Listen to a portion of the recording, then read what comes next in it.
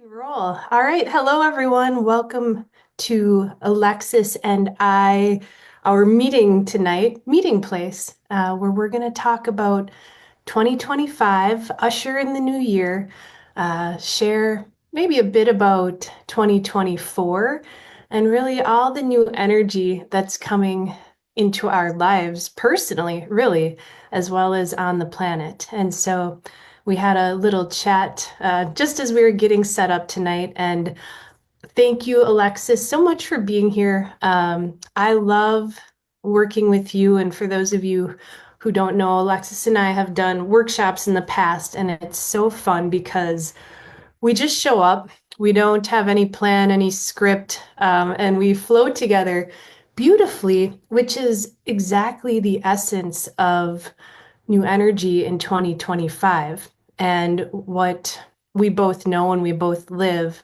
But what's really coming through so strongly for all of us. Now, this is not a new message. Honestly, this is kind of the same thing that we've been embodying more and more of, but it's really about relaxing, enjoying your life, your personal life, and stepping more and more into our everyday lives. And I say relaxing because most of the folks, probably our friends for sure, we have friends in common, similar audiences with the work we do, have been really, really serious on this whole spiritual awakening journey into embodying and knowing and discovering more of yourself. So it's like that can be a real tunnel vision, a real focus. And what's really coming up for us more powerfully than ever this year is to kind of let go of the work, to turn your attention from the old, from the news, from the whatever's going on over here, over there, all the crumbling, and turn that focus into you and what you want to do and how you want to live and what is calling to you personally. I'm looking at a plant here as I speak this, getting your hands in the soil of your life. And whether that is anything at all, but really doing it in a way where you let go of the work and be carefree and know that all is well and that you're truly taken care of. And the image that is sort of presenting tonight with this message is like, when you take a breath and relax. So I'll invite everyone to do that with us here tonight. And you just know that all is well, and you don't have to work so hard and struggle or focus on fixing anything. Then your energy field opens up and the new energy comes in and your life realigns itself, and things that maybe you were working on when you pull your attention away from them start to realign and metamorphosize and just transform. And that's really what the new energy is all about. There's nothing to fix, there's nothing broken, having no set agenda and just letting this new kind of show up for you. It just jumps into your life just the way Cleo did. So that's really what I'm getting strongly as we go into this year, about even letting fun and celebration fuel this expansion into new energy.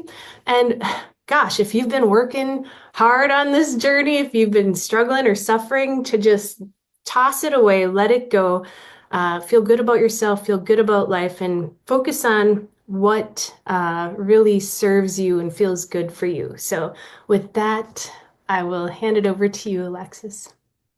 And hello, everyone. And I too wish everyone a happy new year 2025. And all of us are still here, even though in the past, in the last couple of decades, sometimes it was doubtful because there were all of those questions and things that we had to sort of go deep into and find answers to. Do we want to be here? How do we want to be here? And I love how your cat is with us. I've just seen the tail. Last year, which almost feels like now that we've been in it for a couple of days, it feels like it's been ages ago, but it's been such a huge, monumental year in really almost like finalizing things that, we lived, and things that we before was a theory, and now it's like an active practicing life. And it's funny when you said, yes, we do come together and we don't prepare, anything and flow. But this new way of being is very different in this way because it doesn't actually have, a preparation in the old ways, meaning that, like if presenters, people put together text and they learn, and sometimes they even read off the screen, like the news Yeah. presenters and things like that. But for us, actually now it's a very different kind of preparation. It's a much deeper preparation. So in this way, it's not accurate really to say that we don't prepare, because we deeply prepare because we live it. So like for example, for me, like when I set a name to a course or something like that, it's not like that my mind sets it, for any webinar or workshop, but it just pops up from the depth of my being, and I don't even know how it's going to fit in with with something that is happening a month later or something like that, because things change. But it just has to do with trust. There is a word, a title that pops up. I call it, and then I know that I'm actually going to live that title for that month, and especially like a week before. So basically, and then just being present, being in my own space, like this is the preparation. The preparation is not so much into making notes and things, even though, sometimes I do as I go throughout my month or whatever living. I put in little notes that pop up for me, just little sentence or few words to trigger things. But then, when I sit down and actually the flow comes, it's not because I haven't prepared, I've deeply prepared, because just by being me, being in the now moment, being in the space, being connected, whatever comes up, clearing, letting it go, integrating. And that is kind of like such a part of our lives now. We all of these skills and tools that we've learned over the last 20 years, it's a very like being in this life. It's not, even though, the words say, okay, I fall into myself deeply, I relax into myself in my own being, in my truth, in my rawness of who I am. But that is an incredibly active way of being. There's nothing passive about it. This allowing, this continual, giving yourself to yourself. It's an act of love, but it's kind of like a relationship, like between lovers. Actually, it's a relationship, I find, me and me, this relationship between human and soul, whatever words that one use. It is a reflection of all of the relationships that I've known. So for example, as a human, whether it's a mother and child, father and child, parent, child, then adult to parent, like you mentioned, teenager, inner child, all of these things are very much present and active and alive and dynamic. And basically being in this kind of real, incredibly alive, dynamic way, it actually, it took all of those years of preparation, because you slowly get used to how to do this. You slowly learn new skills and utilize your abilities and your talents and your inner mastery. So inner mastery really is being present and being okay and being vulnerable and in love, and in this being in love with yourself, with your own parts. It's a continual act of doingness in some way.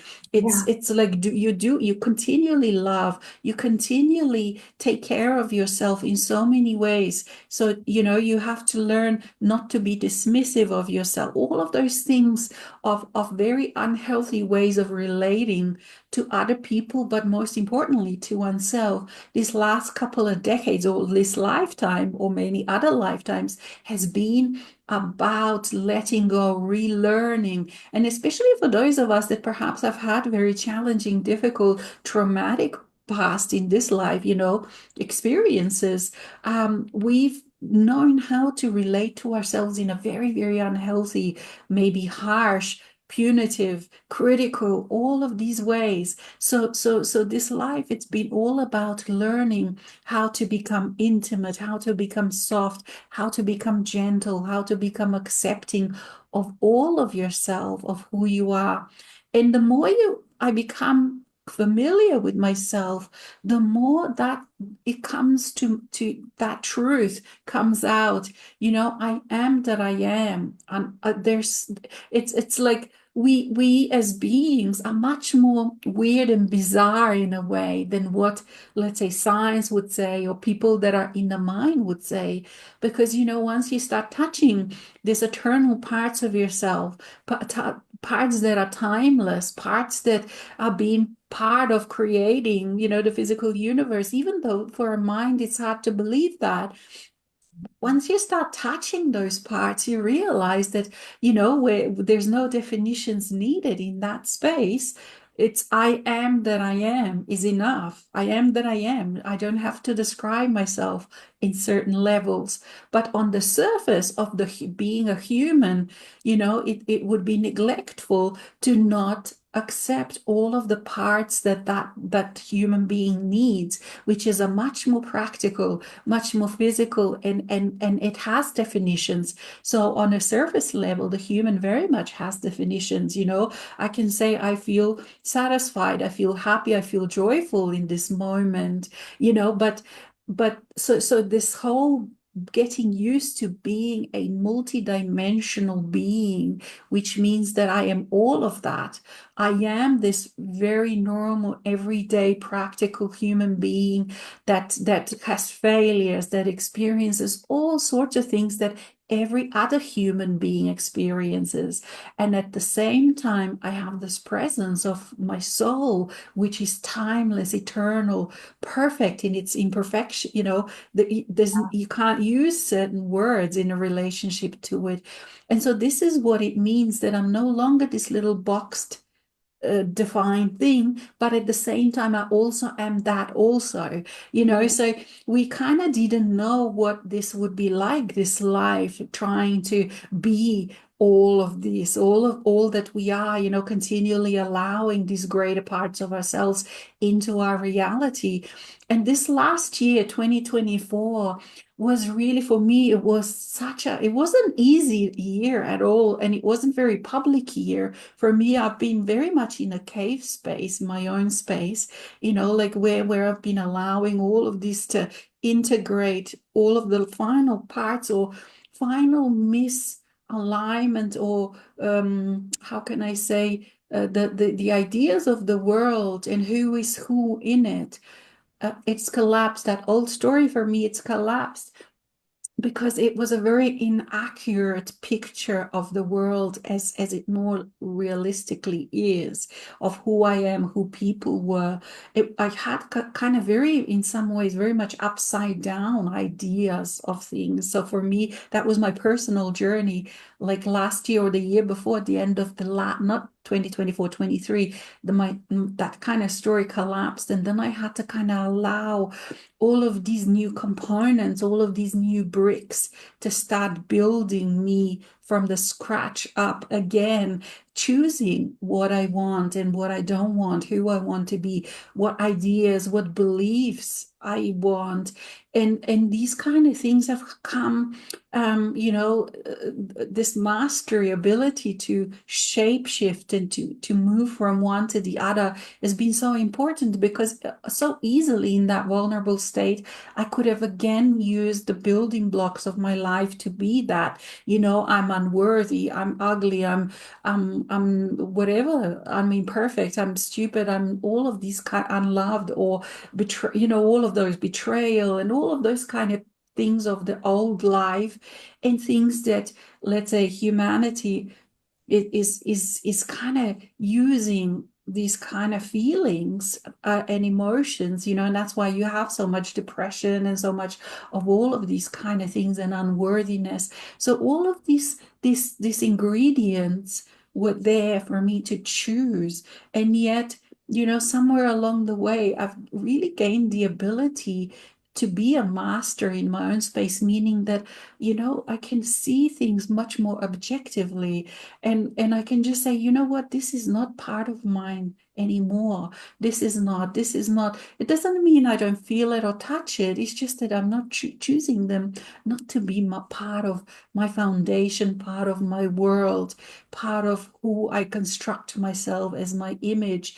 And in these last few weeks, that has been especially again coming up. And it's like, okay, all of these old feelings that I can feel in collective unconsciousness, and all these emotions and fear and unworthiness and all of these kind of things, and having people be in authority over the inner belief systems, like the scientists, the doctors, the Yes. whatever else that we've given the authority to. This is like, okay, do you want this or do you want this? And it's again been no, I put that aside. But putting that aside, it really does mean that I step into how I feel, that I feel not that how can I say, the fake feeling of well-being, the fake feeling of feeling healthily selfish, how because this is narcissism. There's an illness that is narcissism, but it mimics the spiritual well-being very well. And so there is this subtle differences when I actually feel completely king and a queen of my own world, of my own life, but not in an overbearing way, not in an arrogant way, not in an unhealthy narcissistic way, but in a simply accepting a simple divine truth of who I am. I myself and everyone else in their world, I am the center of my own being. I am a sovereign in my own inner sovereign space. But along the way, because we've actually done the work, we've done the spiritual work that was necessary. Each one of us that is in this space, we've been able to let go of those fake feelings of arrogance, fake feelings of selfishness, fake feelings of that. Because the thing is that if you are feeling those unhealthy fake things, I don't know what, we'll have to find better words to Called describe this. emotion. It's Yeah, called emotion because that is dualistic energy. yeah, yeah. That's Was not your part of presence. Emotion goes exactly. up and down, up and down. Yeah. And in those ways, we along the way, because we've been able to see our flaws, we've been able to see our deep darkness, the shadow, things that we didn't want to acknowledge. We've lost along the way all of those arrogance and all of that.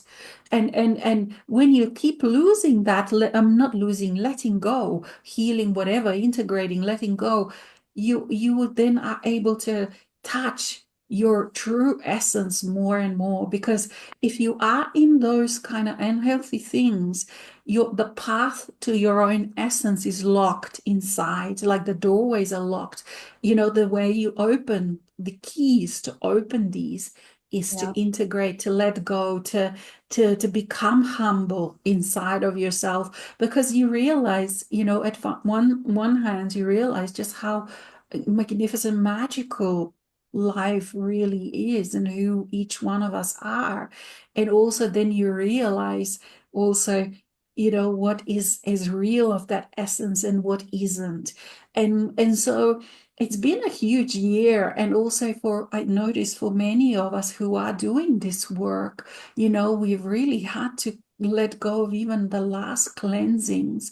And I was asked many times, do you still want to do this work? Do I want to do this work, as, let's say, the webinars, working with people, helping them to come in touch with their own soul, and to also define and find out exactly what my work was. so that's kind of what was about, what it was all about for me last year. Is Yeah. like I had to really go deep and ask, okay, this my work? Is this my passion? And find What the was the passion. And answer? if it isn't, then let it go. Yeah. So where did that lead you? Did you have a like epiphany or where did you end up with that? That's fascinating. With many epiphanies, but also, I had to really look at, okay, do I still want to do this work? What does it entail? Because I had to again find a deeper passion for this work. Is it really my work? Is it my passion? Is it something that I feel? Because we being real and being raw and being true and authentic, like we talked to you a little bit earlier, you still have to use like a practical, things that work with this. But we are asked, well, I've been asked to really be authentic with this in a next level of always been, this has been my work, always, okay, I have to keep clearing. Is this something I want to do? And feel it and find it. Yes, this is, feel that passion. So a lot of it has been about that, to continue to find that passion and to be then 100% certain, okay, yes, I feel it, it is my passion, and then start to practically implement that in a new way. Because the thing is, there is, this world now is such a, how can I say, in many way, very dangerous place, I find, in a way that there are as we bring consciousness in, more and more consciousness, so too does the unconscious lift up its game. And so, to be able to see through the lies and deceit, self-deceit, and all of these untrue energy, to kind of keep working with the essence, I find that I've had to lift up my game enormously in the last year, to just keep always feeling what is of my heart, what is not of my heart, what is the true essence of my feeling. Because these things of truth are so fine and so delicate, and yet timeless and eternal and infinitely powerful.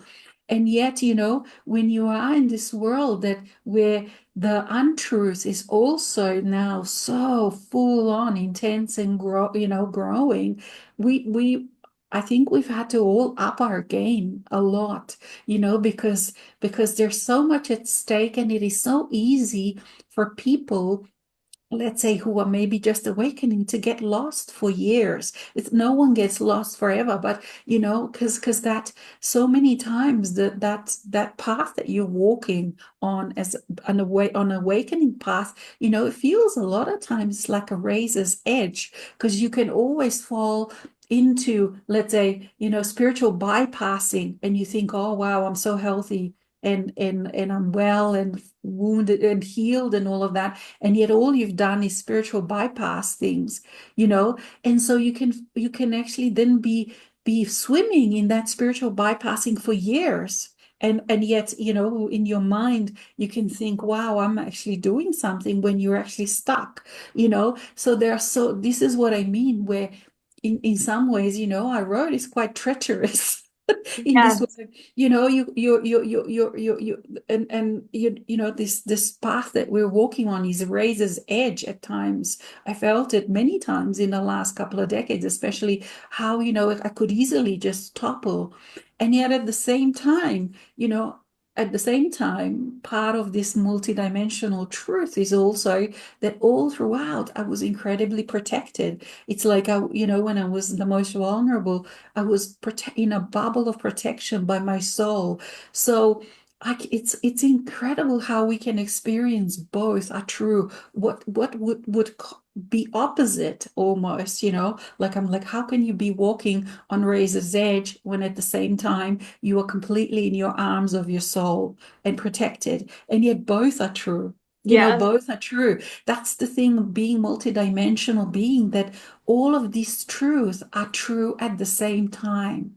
So and then dealing and finding sense as a human being, living an everyday life where you wake up, you brush your teeth, you have to make breakfast, and and you go out you do shopping and you're maybe stuck in traffic or whatever, this is kind of like what we're really dealing with now. And how do you work with others, start going out like we chatted, for me, we're starting going out again in many different ways, and you're dancing, of course, but just thought I'll say that. But it's just about, how do we navigate this world with open heart, with heart that is vulnerable, with being this kind of person that where the connection between the mind and the heart is open, where majority of the world is still cut off from this connection.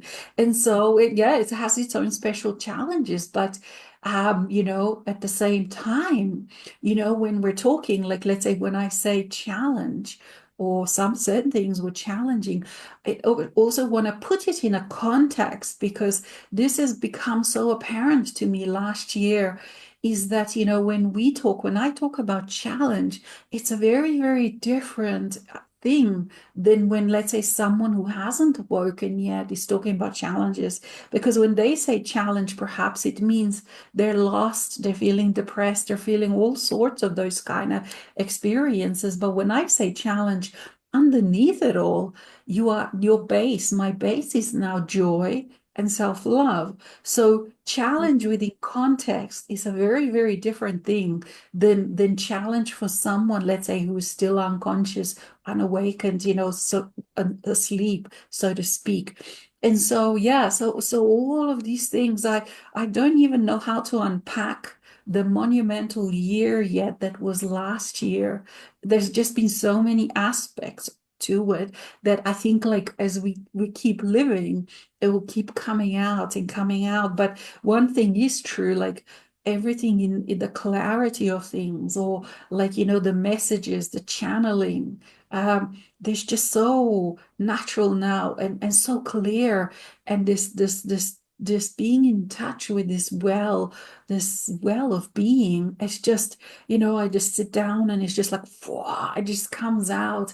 And sometimes, like, I know in the, things that we've had, with webinars and all of the things that I've had last year, like the quality has gone next levels in a way, the experience and the clarity, and also sometimes, like, my mind just completely goes. And if afterwards someone, it's like I would come back and I wake up and it's like, whoa, we've been on a journey wherever we've been. And if someone asked me, oh, what did you do half an hour ago? I couldn't even tell you, because we Yeah. go into things so deeply. And so these veils that we had before are gone, and yet we're still now, dealing with the aftermath almost of how do we live with this? How do we integrate this? How do we play in this kind of new arenas? And so, yeah, for me, yeah, it's a wonderful, wonderful space, but with full of, things to work out, and challenges, and steps to actually do, to implement all of these new insights and new energies and new ways of being. And so for me, this 2025 is about that, is about practically now implementing these deep changes that have actually happened in 2024. Yeah. Wow. That's a lot. You unpacked a lot. I mean, We got it's right in. it's such a big picture and you encompass so much with everything you said. I agree with all of that. It's like it's funny because as you were talking, something occurred to me that, like, I guess I hadn't looked at it this way, but probably with my work, I had the same thing last year, because for me, for sure, I would say in many ways, 2024 was the easiest year I've probably ever had in this lifetime. But it all depends on the person and what your past was. And friends that know me know, 15 years ago, I was on every psychiatric med. I mean, I was, so like, it's just been easier year over year. You got to consider the starting point, right? Where somebody started.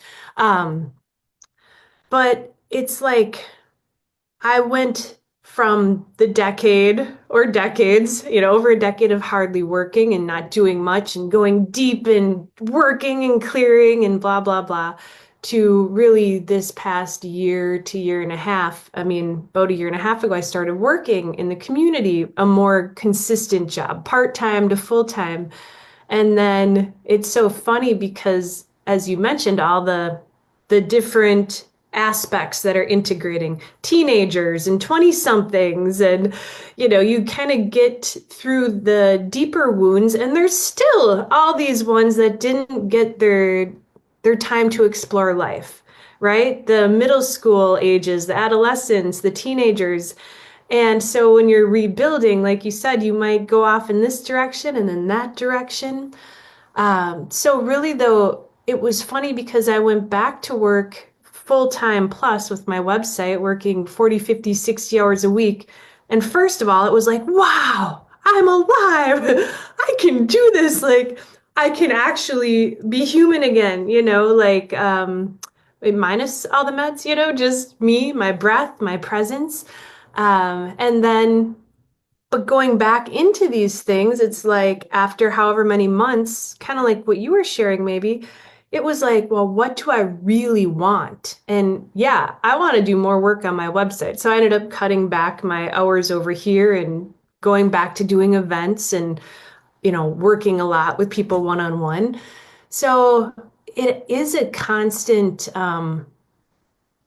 it's a constant metamorphosis. And it really is, like you said, where we don't do any work, there's no script. It is 24/7 presence, awareness. You're aware of your thoughts, how you're feeling, what you're doing. If you are sliding into an old habit, you're aware of it, you watch it. And for me, the reason, like you said, the challenges, there's no problem that could ever really be a problem anymore because the problems were so hard at one point. Now it's like a challenge, whatever. You do what you got to do. Even if it's something like, oh, wow, you just ask and there's the information. Or, if you have to sit with yourself for an hour and figure something out, you just do it and you just knock it out of the park. And then you go and you know that you trust yourself enough now after all that life experience. But yeah, so the challenges are nothing at all like they used to be. But what you were talking about with the narcissistic energy. This is where, for me, it is about being in presence and being my presence 24/7. I'm not Cathy. I'm not her aspects. I'm not my galactic aspects. I'm not my past lives. I'm not any of the emotions that pass through my awareness. It's really from a standpoint of presence, and when you know you're not any of this other stuff, it's like it's allowed to alchemize in your presence. It dissolves away. And what I have found, though, that is significant is that, okay, yeah, sometimes people go off and they're, seeking their happiness from external things, saying, yes, I'm enlightened or whatever it is, I've made it. But it's kind of funny because when you live in presence and you are choosing, I'm choosing joy, right? I'm creator. Um, it can sort of mimic I called it like, what is it called, a sociopath, someone who has no emotion. But in a joyful way, because truly as you get lighter and lighter and clearer and more aware of what's you and what's not, and all that noise in the mass collective, all the energies, the emotional energies, which is all it is, a big cloud of emotional energy constructs, when that sort of fades away, it's like you just naturally feel joyful and brighter and lighter. But it could look almost like I've had people like, are you for real? Or maybe they need to get to know me for 6 months or a year and a half before they realize, no, this is just like this is my natural state. Like probably 99, whatever, 95+% of the time, this is my mood. It's not a mood. It's not an up and down mood. It's not dependent on what the weather is today, how many hours I have to work, how much money's in the bank, whether my body's got some aches and pains, because those move through, whether there's some sadness leaving or a fear arises. Like Alexis and I were talking about before the event. And oh, that's my other Alexis.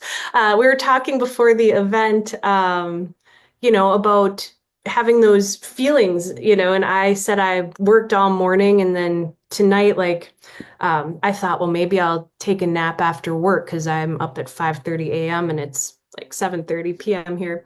But I was too excited and I had that feeling this morning of like, what are we going to say? The mind comes in like, I have no idea what I'm doing. I have no idea. Pretty much before every event because it's not scripted, it's not planned. And my mind will come in like, I have no idea what I'm doing. How is this going to go? And I'm like, it always goes beautifully. Like, we'll know, we'll just let it flow. So you're still constantly, at least for me, adjusting to these things. But the key really is, like with that, for example, it's that trust, like you were talking about. And when I was sitting down looking at my website, going, okay, we're really going to go all in now. And I kind of rewrote it back in September and I was like, going to put the events out. Like, I'm so excited now. I mean, when you go and you work a full-time job, that's not your own business and your own passion, it's like, all right, I feel really extra motivated now to put more energy into my own creations. But when I sat down and was like, all right, when asked, what is it I do or what am I really deeply passionate about? And it's how I live that I'm passionate about. And that's what I share with others. And that is to be the love that I am and to judge nothing. So to be unconditional love means having no conditions, no judgments. For me, that means no beliefs. I don't even have to choose any belief. And from that space of no judgment, you don't create any more emotions. So you don't have the highs and lows. Yeah, they still pass through sometimes, but they can be there. There's like, oh, there's this thing leaving, there's this thing integrating. And that's where I did find like a very it's been potent for me to be able to shift into my presence and into my role as creator beyond any agendas. This is not about being more joyful than anyone else, better than anyone else. This is all about you, like how you feel for you, no comparison. And like it reminds me of one day, this is probably 3 years ago, I was just walking down the road, right outside my window here, and I was feeling all that heavy old gunk. It's like shame. Yeah, you're ugly. You suck. You're a useless human being. Those energies we feel, and you just kind of been feeling it your whole life. It's like, will this ever leave? I've been breathing and freaking clearing for, as forever. And it's like, it's there again. And I had this moment where I was just like, you know what? I'm gonna let it be there. And I turned the dial and I just said, I deserve to feel good about myself and expanded through it and just, I'm freaking awesome. I'm creator. Like I was created. Everyone here that's listening, you're awesome. I mean, everyone. I don't care if you're a murderer. Everyone is.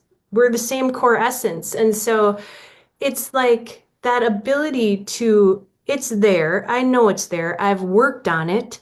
I've worked on it enough. I've suffered enough.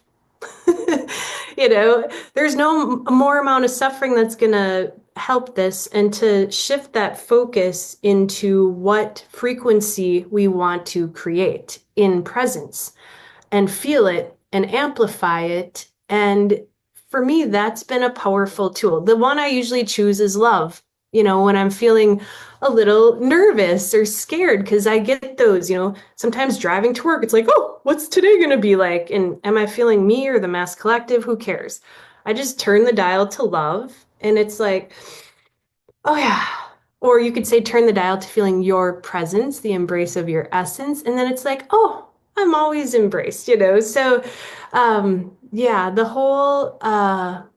whole year for 2024 was for me incredible in terms of working again, living human life. I mean, I did stuff I haven't done for 10, 15, 20 years, like, you know, playing with my plants, decorating, cooking, doing stuff with friends, with family, like the most simple, seemingly ordinary things that are huge. And when I can't tell you how many times, like over the last whatever, I've said, oh, shouldn't I be working harder on my website? Because I work very little. Like when my life is so easy, it's like I feel sometimes like, am I allowed to live this easy of a life? I have ample time to relax, play, go in nature, lay on my couch, watch Netflix, do anything I want to do.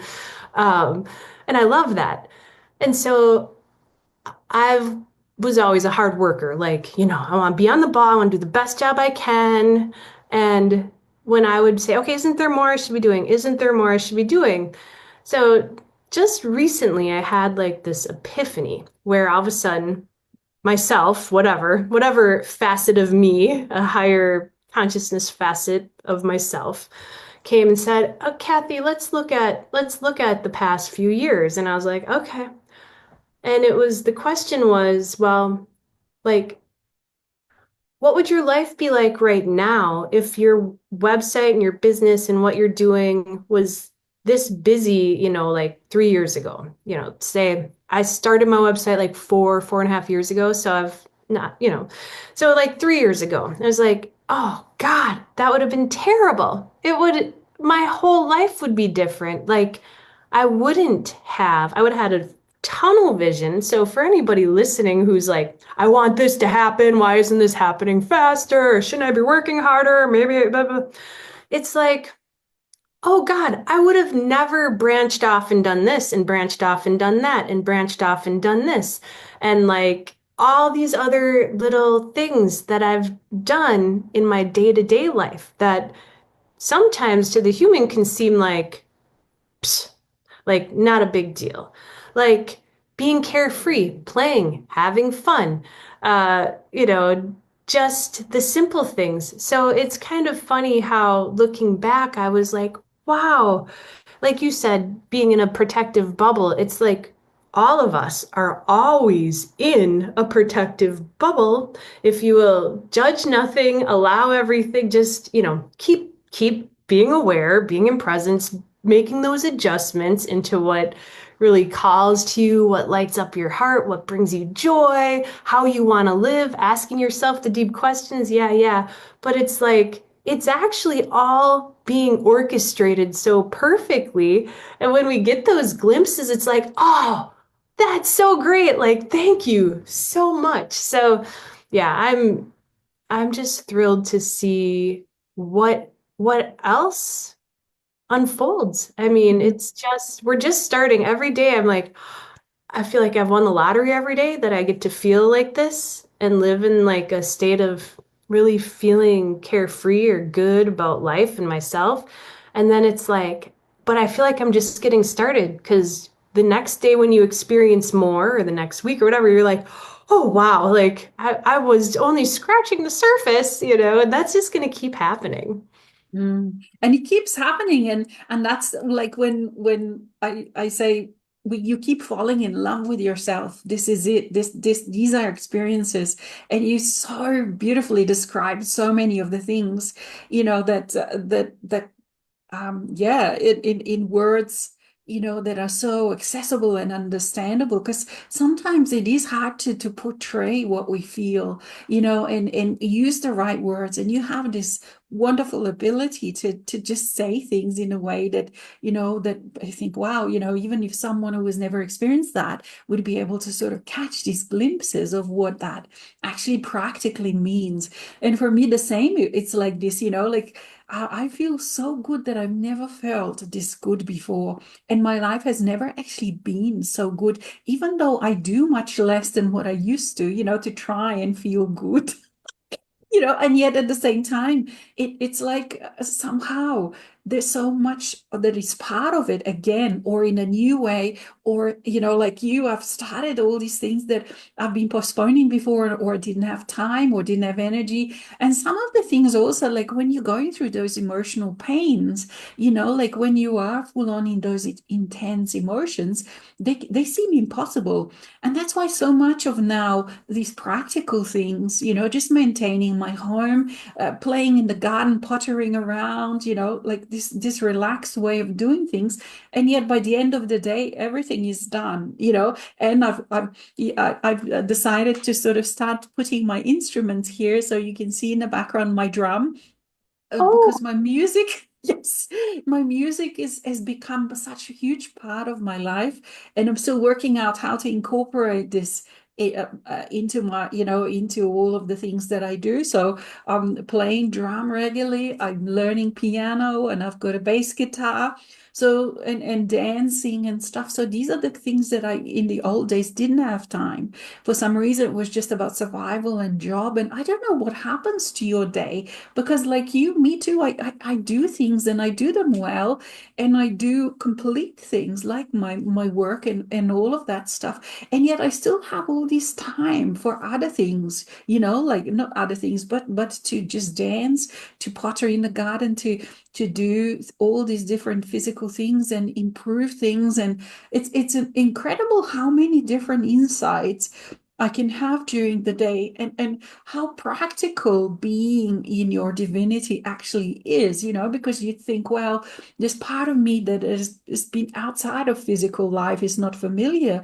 And yet all of a sudden I get all these insights how I can arrange my furniture to be more practical and better, or to have a different energy flow. And I'm thinking, why on earth have I not done this years ago? Because it's so much better in this way. But I just haven't been able to see it before, yeah. you know? And so me too, for me, like actually today after our show, I'm going to town because I've been changing my furniture and all ordered it online for the first time.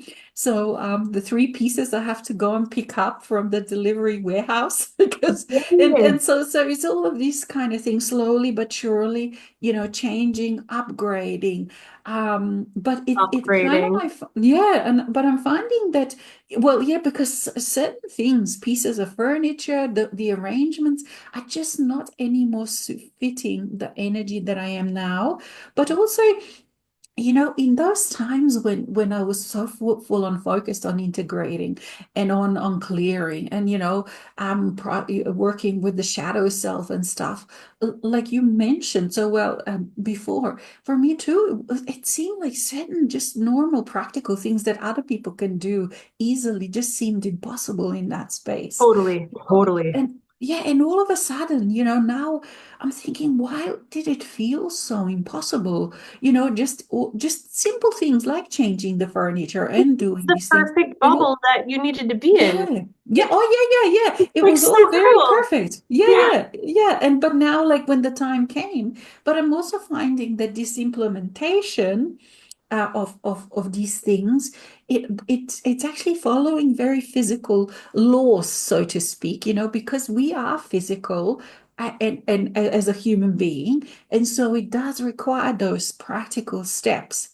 the steps you do step by step by step, because somehow in the past I had this idea that things have to change, whether this was a just a fantasy that people often have, that, oh, from tomorrow on everything will be different, and people have this about diet, about exercising, about whatever people want to do. It's like, oh, today I'm still going to do this, but tomorrow everything will be different. But it's actually not like that, because the soul part of yourself wants to experience, and this can be frustrating for human at times. In the past, it was not anymore now, but it wants to experience all the step by step process of all this change, of the transformation. Yeah. And did So you it's not think in at one any rush. did Sorry, you sorry. think at one point that it would like I remember thinking, oh now I'm just gonna like abracadabra and change. Yes. Yes, but a lot of people think that, is that spiritual naivety, and Yes. especially when you start start feeling this eternal presence of yourself, which is magical and can do these things. But we don't realize and take account that yes, we are physical, and as long as I'm alive as a human being in this life, then both are true. That both are true, and so all of these fantasy ideas have sort of slowly been leaving. And as you mentioned something before, I forget now, but I was gonna say, how, oh yeah, about, we were talking about like things like narcissism and psychopaths and all of that, how certain things within the spiritual, they actually mimic, there's a real thing, which means that you have become a master of your emotions. You become like this sovereign in your sovereign space, meaning that none of those intense emotions actually rule you anymore. And so you can put them aside and you can let them go, because you become this king and queen in your own sovereign space. And that actually is masked by people who are Right. still disconnected but unwell. It's kind of like that thing where you people take drugs and ayahuasca and all of these kind of things to sort of tap into the real spiritual experiences, and they have those experiences, but what they don't have is maturity of a journey.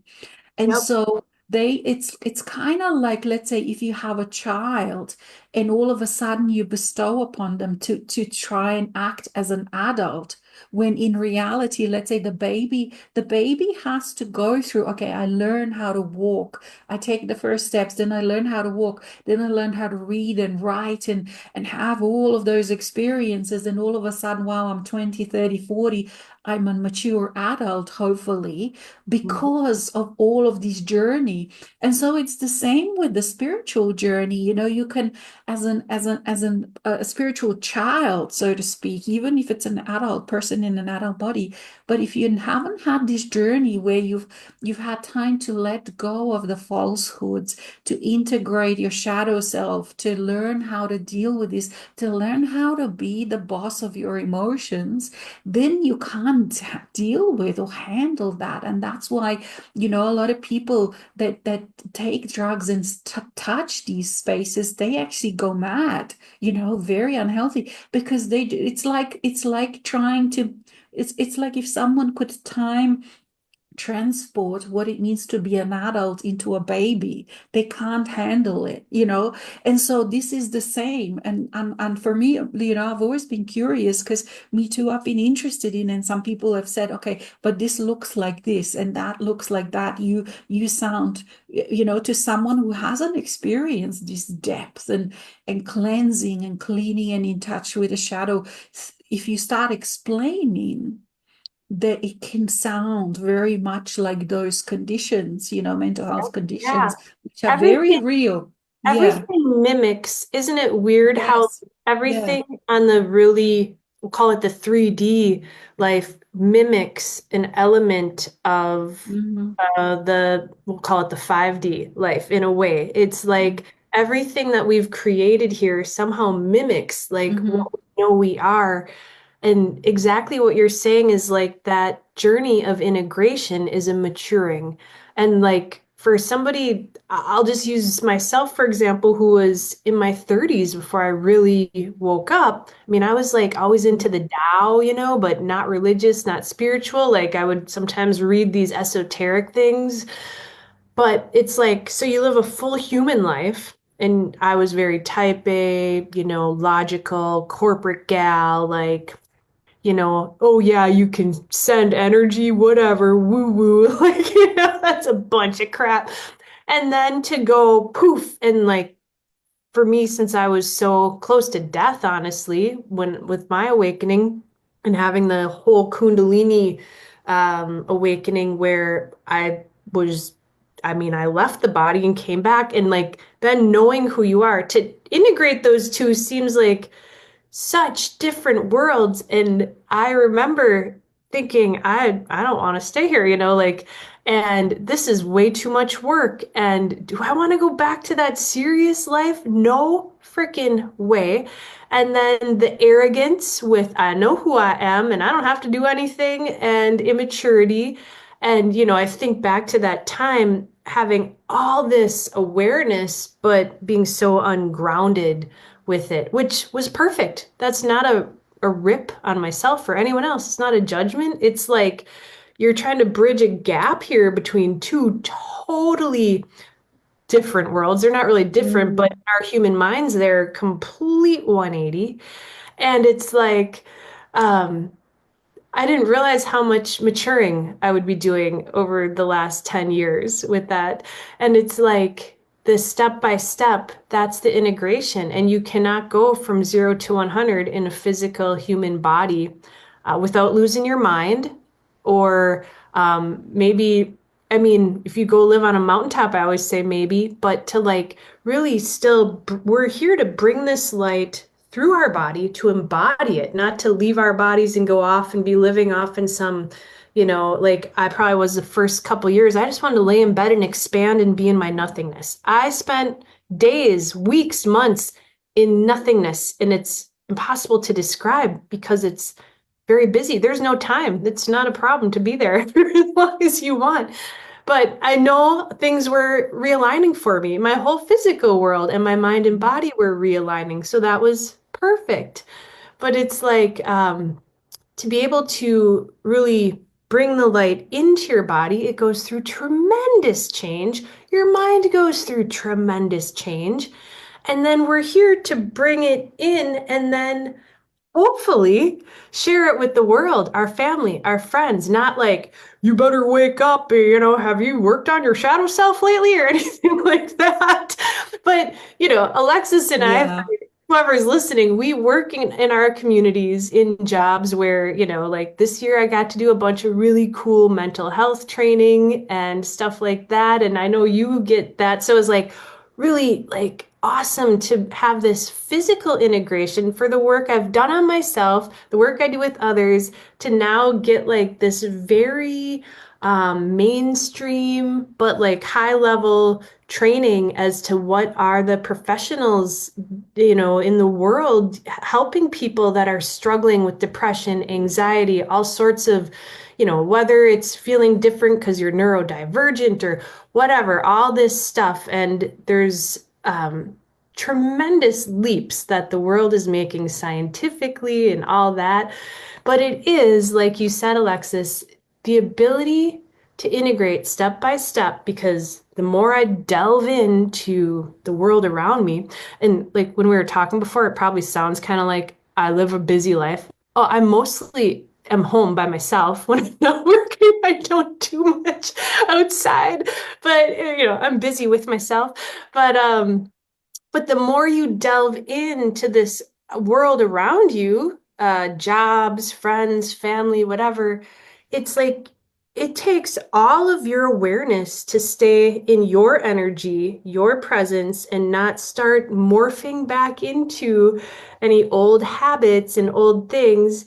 And another thing I find is it also takes constant awareness on my part to be able to look at all the cool stuff science is doing now and be like, okay, but everything science knew 10 years ago, 20 years ago, 30 years ago, 40, it all changes. It's not a belief I want to anchor in, a label, a definition, a belief, like keeping the awareness up here at the highest level of what's happening through all layers of us as beings, from source to soul level, galactic, cosmic energy. You got human, you got past life, and all these parts and pieces. And it's like the ability to keep your awareness up here and still be able to delve right down to the dirt is like, whoa, that's the challenge. It is intense. It is like intensely challenging that every moment you're like on your A game, but you're also not like you're working hard at it. It's just, I'm gonna say it kind of becomes natural. It's kind of like for me, it's more like coming back to natural. from unnatural. You know, it's not like taking on something foreign. It's always coming back more to me, more to real me, more to authentic, more to the raw, real and authentic and natural. And so, you know, in this way, like for me, of course, throughout the journey, it's been to realize how I can resonate, parts of me resonate with wild creatures, you know, and for me, it's changed a lot that some of the things I absolutely don't participate in. Like, for example, you know, now that, for example, I know horses, what they're like when they're in natural state, I realize how, you know, in another state, they're basically slaves to, you know, they're not natural. They don't act in a natural, they're put in unnatural things. And so it's a reflection of how I too care for inside of me, for parts of me that are wild, that are untamed and always will be, and make sure that I have inside of me that space for that, you know, for this nurturing, for the wisdom of the wilderness and all of that kind of stuff. And so for me, it's kind of coming back to the natural in this way. And so you know, like you mentioned science and you know medical and psychology and stuff. For me, this last few years also has been about, you know, acknowledging both the spiritual and and the medical, because I find that in a normal, so in a collective consciousness, they are very much separated, you know. And so you will have people, I met people that are spiritual or more in a natural remedies and stuff that actually are so against the medical, and vice versa. There is this big border, but for me, I move in both.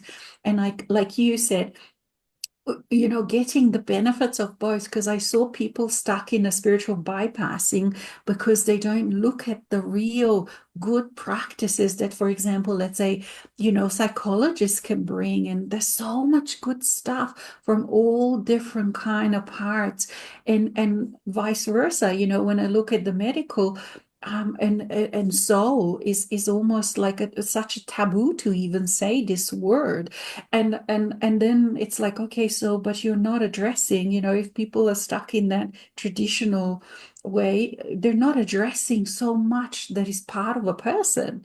You know, like majority of people in the world are spiritual in some way, whether they're religious, whether they're whatever. And yet, you know, the medical has become so atheist in this way. But you can't assist a whole person. It's not wholeness. You're just addressing part of it. And the same, I find that people within spiritual communities who don't avail or utilize or use all of the good stuffs that are available for people that don't wouldn't call themselves spiritual, because these are just words, you know. Someone, it's really all about to do with awareness and consciousness, and people's path and people's talents and what they can bring.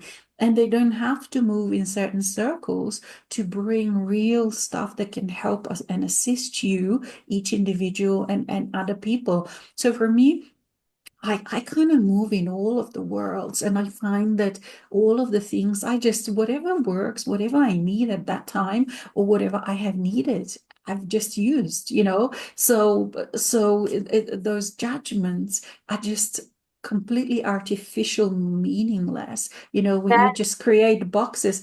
But at the same time, I would like to say that, you know, that discernment is very, very important. So you can't just you know, like people say, oh, this is judgment, this is judgment. But it's if it, there's that's that thing. Judgment is mimicking discernment, because discernment is incredibly, incredibly important, and you become extremely discerning.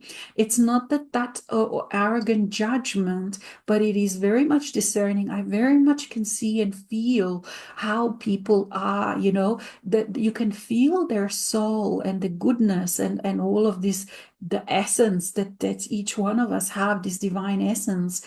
But there can be a very big difference between the human that they are on the surface, which actually they can be quite a dangerous human. So psychologically, they can be someone who actually, sucks your energy, or energy vampires. And this is very, very important to recognize. And I see many people, spiritual people, get very caught in this, oh, we all should be kind and we should look good.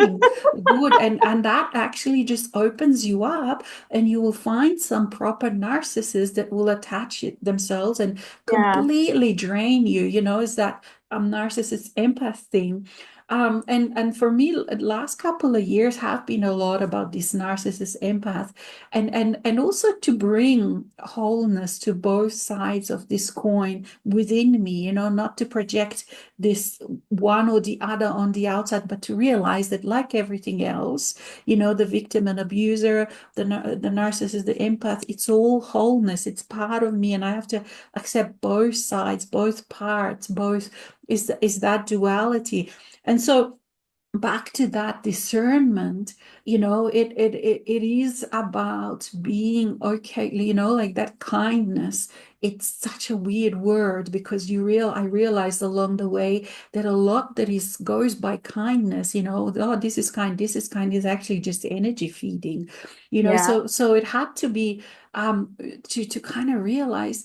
And you always, I come back to my own self, my own essence, like how no one can tell me certain things anymore in this way, because I either feel them or I don't feel them, and I feel the energy interaction. And like once you start going back to the collective, back to the normal, there is a lot of energy feeding, because people are not whole or healthy, and they haven't connected to their center essence, and so there's so much going on, and it's extremely important to keep practicing that discernment, and to keep trusting in my own judgment, even if I may be the only person feeling that.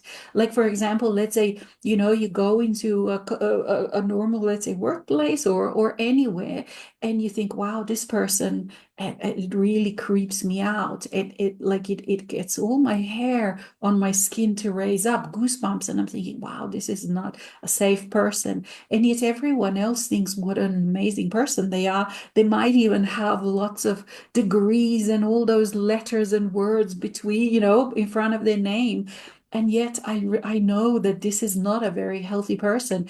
And whether they have, underneath all those layers and layers, divinity or not, it's fine. They can have all the divinity they want, but in a present moment, they are a very dark, bad person to be around for someone like me. And so I act on that. I don't think about it. I don't wish them any bad. I don't wish them anything. It is just that neutral removing. Or if you are stuck with that person, let's say if you do get jobs or whatever, then I just act appropriately on my own feeling. I don't even have to discuss this with anyone else around, because they wouldn't understand, because Right. they don't feel at the same level. And so these are some of the things. There are practical applications of what we're doing. And also, we didn't know a few years back, when we were, when majority of like people, in our kind of groups, loose groups, that we were going through that, okay, removal from society, where you are spending those few years on your own in your own company to integrate, to now sort of like, okay, will I ever be able to be in a society?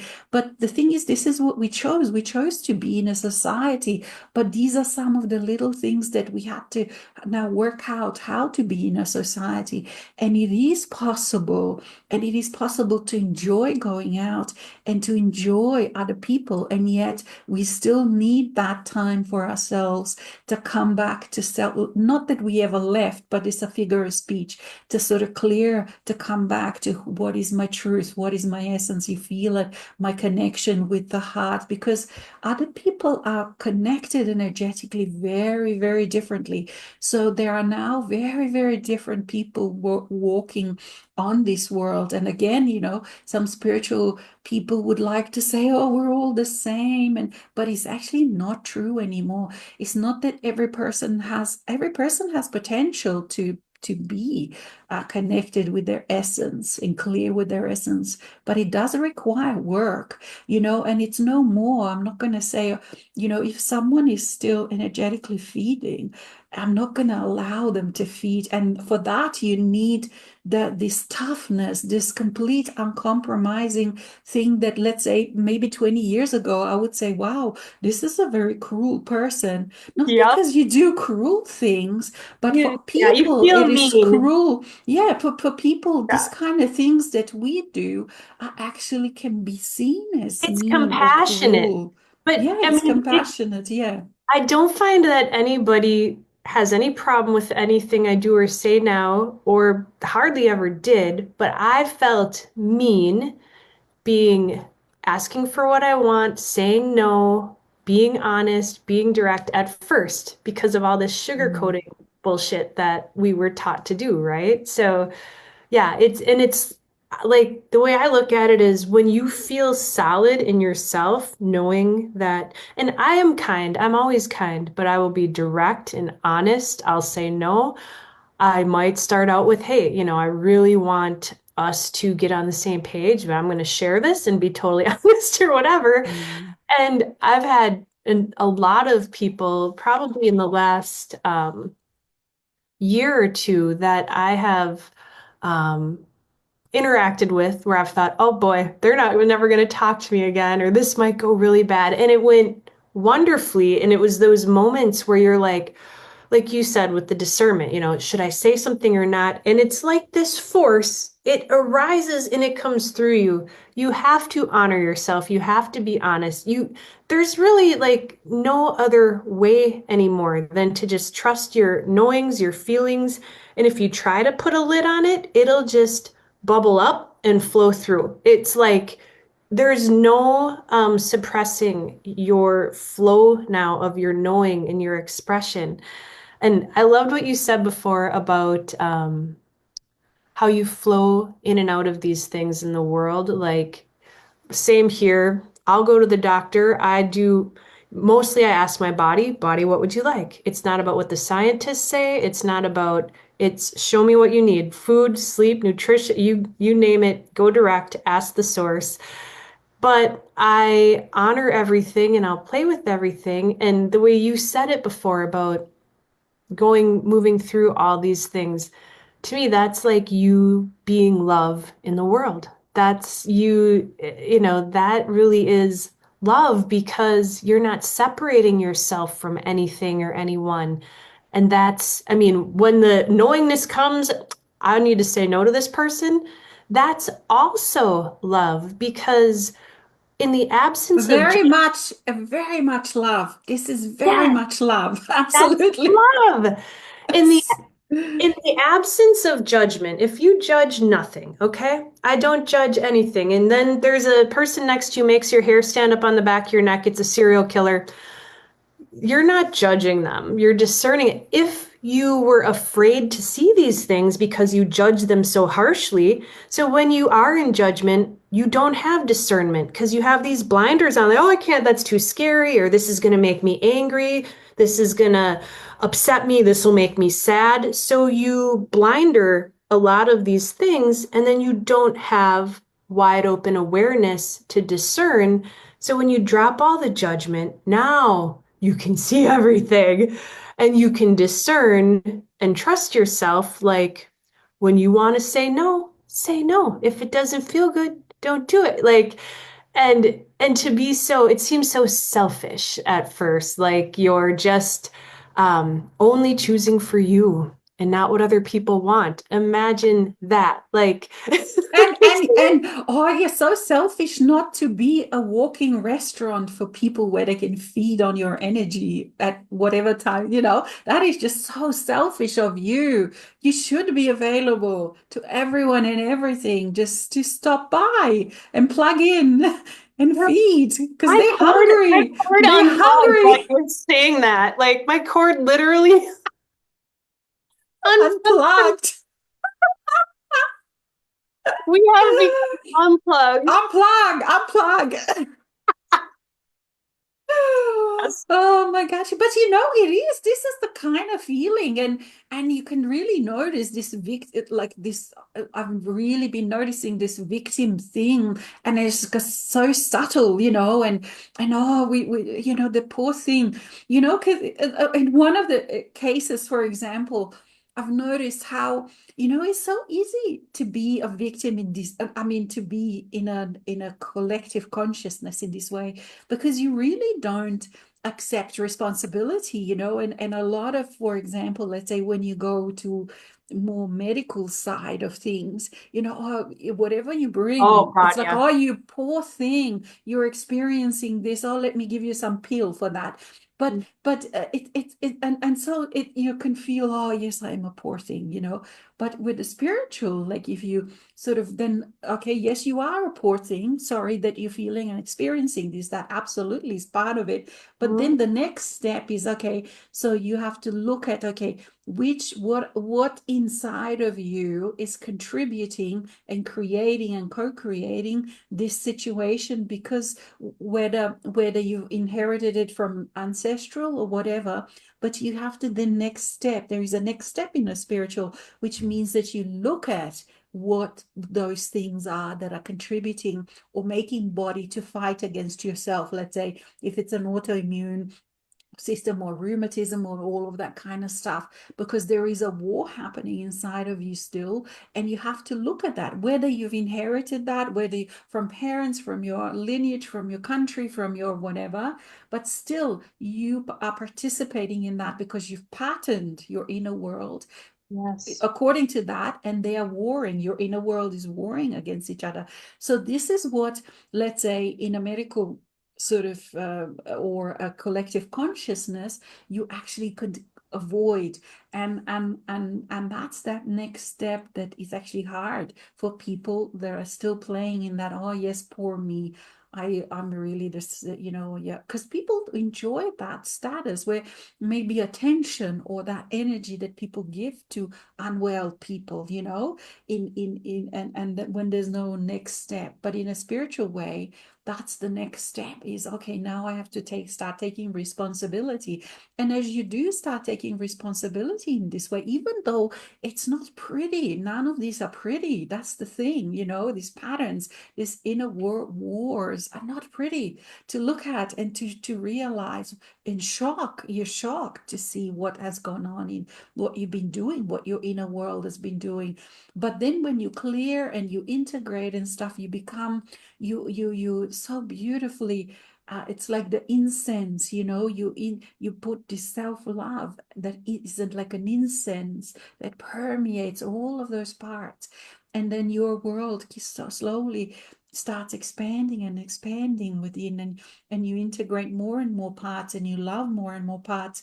And as you love them and allow them just to be, that automatically, even though, for example, they've been loveless and in the darkness before, that automatically makes them healthy. Healthy means accepted, even though they still Yep. may have those patterns, but they know that they can come home at any time, that they are home, that they are loved, unconditional love. And this unconditional, really, these are the things that soul brings. This is not something the human can do.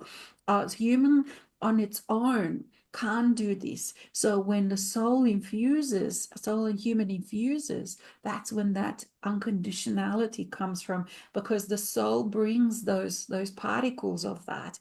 And then slowly the human self also surrenders into that and flows with that, and becomes that also, and so that he can feel that unconditionality, because this unconditional love and all of that is thrown around a lot, but it cannot really be, I mean, some people have it because they naturally come already quite connected.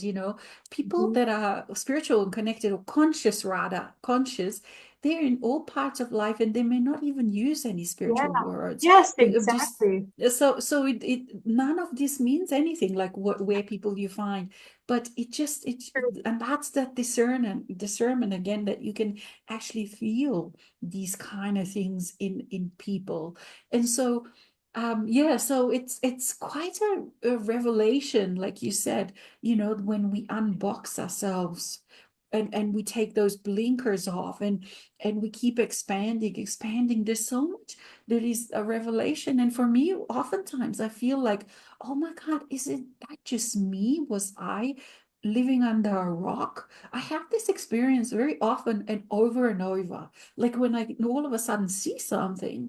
And I'm thinking, wow, did everyone else in the world know this except for me? And all of a sudden now I've become aware of this. Or do other people know already how to do this?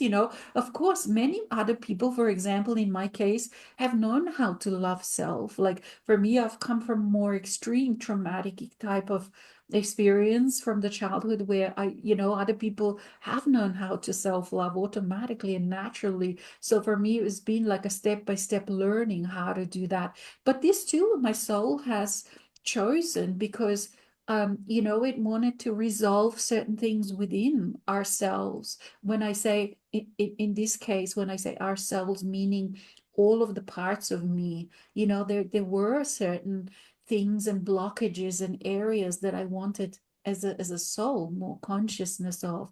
And that's why there's Alexis here that is experiencing these things. And this too is part of that human journey to accept the bigger picture, because initially you can feel as a human quite victimized towards your soul, because you feel like, oh my God, if I'm this divine being, the soul, why have I had such a shitty life? Why have I Yeah, had all of those things?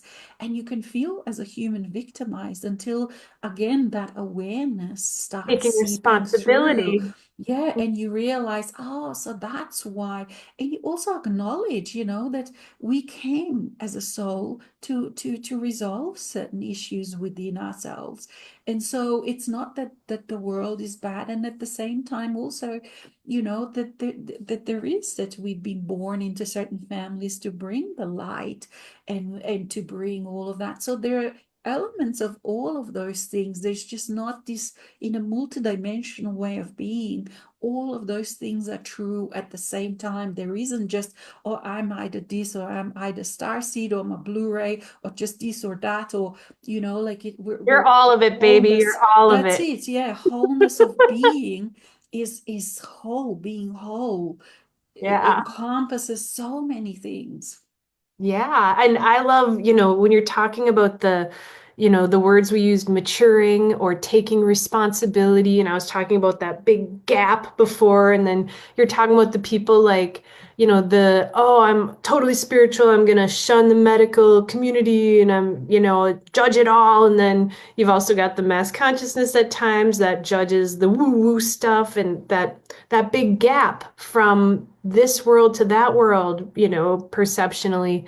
And it really is like relearning everything. And I think a lot of times when I see people getting frustrated or struggling or complaining or being upset, it's like you really go from, oh, why is the universe doing this, or God or my soul or what, and to going, I am creator, and you take responsibility and you work it out.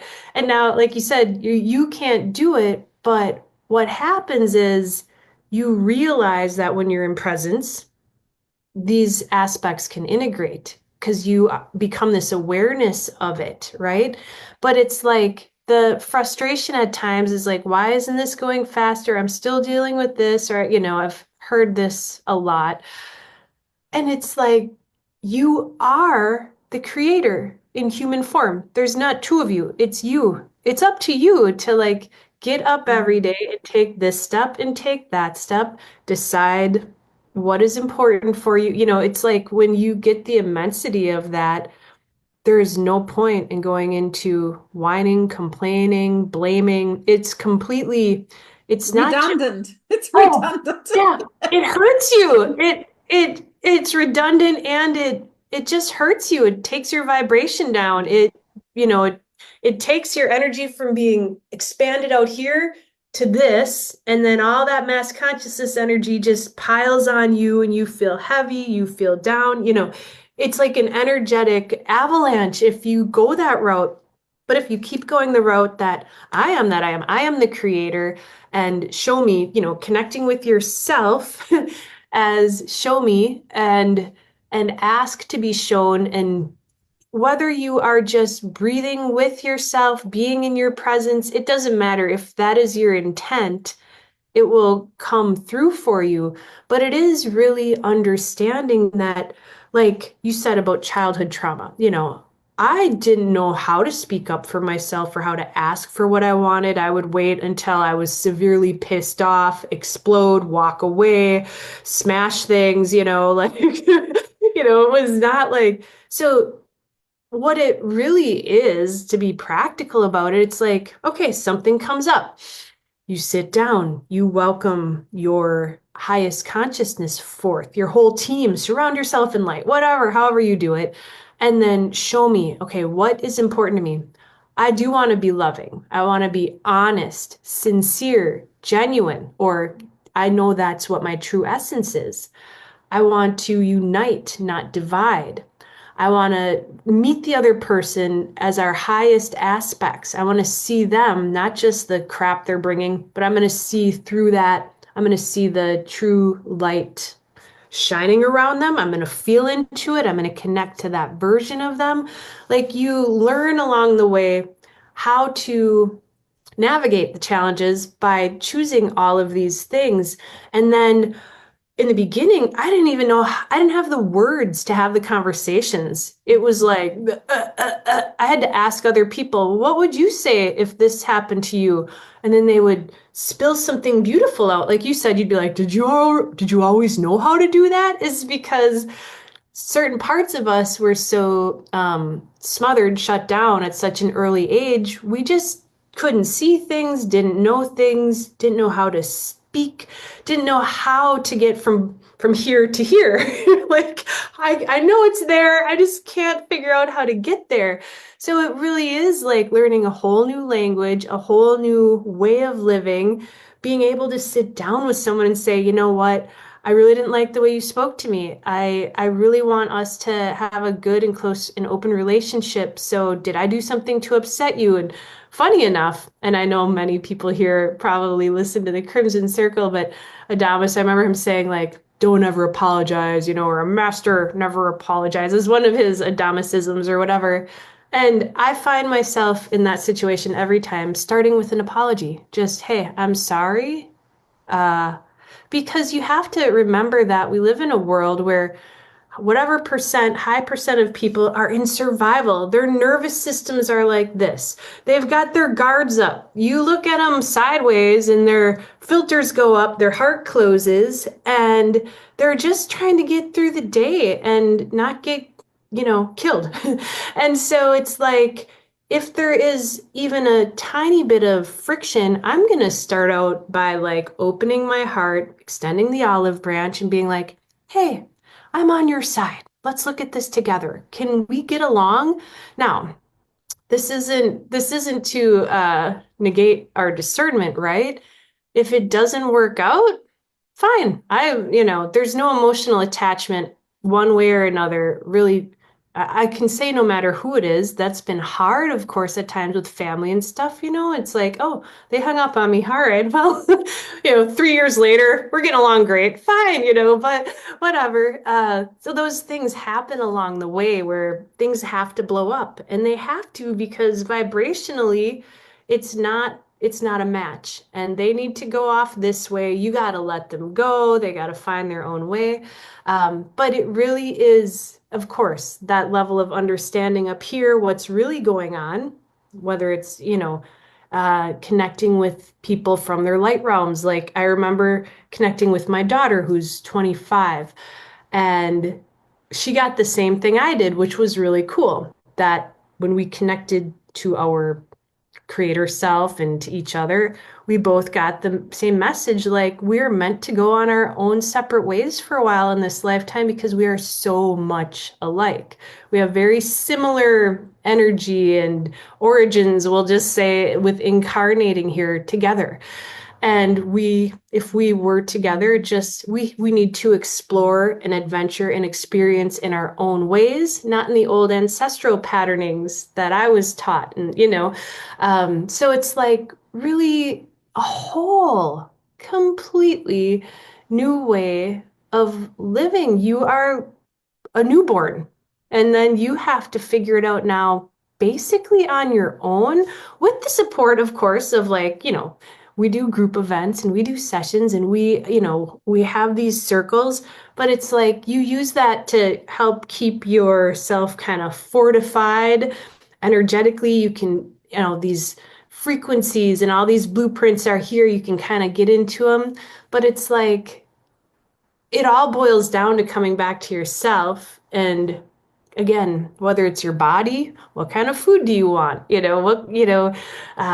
All right, self, show me what's the next thing? Show me what's next. And this is new energy. And this is what really excites me. It's like you said, this doesn't come from the mind. I don't sit down and, okay, what should I create for my website? Like, well, I've been hearing a lot of people talking about this lately, or I've noticed this. And no, it's nothing at all like that. It's where you go into nothingness, silence, and you say, all right, let's activate what is going to be in the highest and best good of all concerned, or what new creation wants to be birthed for the whole, for my life, or for whatever. And you basically erase all the ideas your mind has ever had that's based on everything you've ever experienced before in all these soul journeys of the same old energy patterning, and you activate and you bring through the new energy, your source energy, you as creator. And it's like the ideas, the webcast that I do, that we've done, that there is no it there is no letting it come from the mind whatsoever. And that's like, on one hand, we're over here very actively using our minds to figure out how to live our lives in a way, kind of reconstructing this new foundation and making adjustments. Sometimes, oh, I'm gonna knock that wall out and try a new one or whatever. And then over here, we're just like, poof, let it be created through me. And letting that, that new way of living, it is such a dance to be grounded in very like realistic, practical human life, and yet be able to be open enough to let the truly new, what wants to just, I don't even think it wants to be birthed. I feel that creation is spontaneous. It spontaneously creates, like nobody even knows what is tomorrow because it is not based in patterns. It is truly new beyond something you could prophesize, right? Yeah, indeed. And I was going to touch on that, what the discernment is about, what you mentioned before, when people say this and people say that. I found that always, what other people say, or even in our circles, you really also have to discern and feel it, what works for you. And if it doesn't matter who says it, we channel all the being, and the friends are helpful to us, non-physical beings.